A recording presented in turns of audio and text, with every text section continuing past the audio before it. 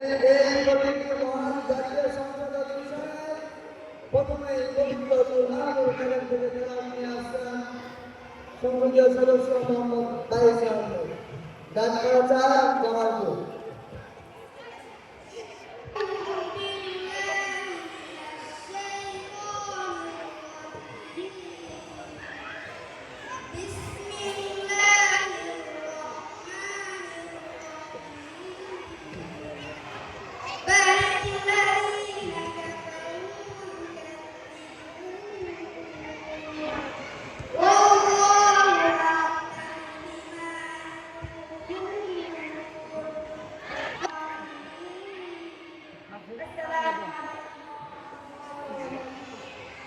ধন্যবাদ সংসদীয় সদস্য আপনাকে।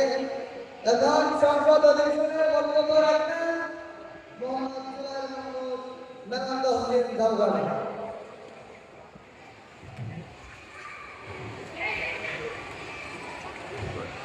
আসসালামু আলাইকুম ওয়া রাহমাতুল্লাহি ওয়া বারাকাতুহু।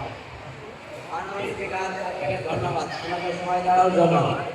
মাননীয় স্পিকার, আমাদের অনেক অভিভাবক আছে, সন্তানদের প্রতি সঠিকভাবে দায়িত্ব পালন করছে। মাননীয় স্পিকার, আমাদের অভিভাবক আছে, সন্তানদের খোঁজ খবর রাখেন না।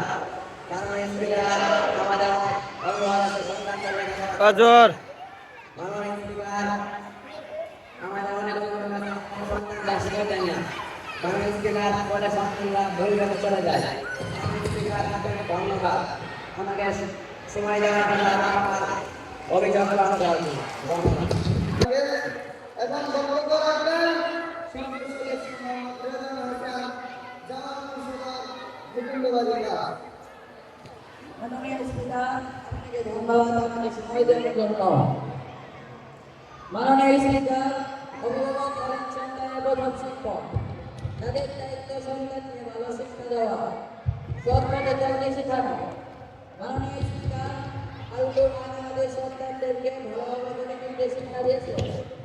মাননীয় স্পিকার, যদি মা বাবা সময় দেন, ভালোবাসা দেন, সন্তানদের বুঝিয়ে দিলেন, তাহলে সন্তানও ভালো মানুষ হবে ইনশাআল্লাহ। ধন্যবাদ মাননীয় স্পিকার, ধন্যবাদ সবাইকে। ধন্যবাদ সংসদীয় সদস্য আপনাকে। এখন বক্তব্য রাখবেন মাননীয় অভিভাবক মোহাম্মদ ফারহান আলম শেখপুরী লক্ষ্মীপুর। মাননীয় স্পিকার, আপনাকে ধন্যবাদ। মাননীয় স্পিকার, সন্তান যদি ভালোবাসেন অভিভাবক করবে।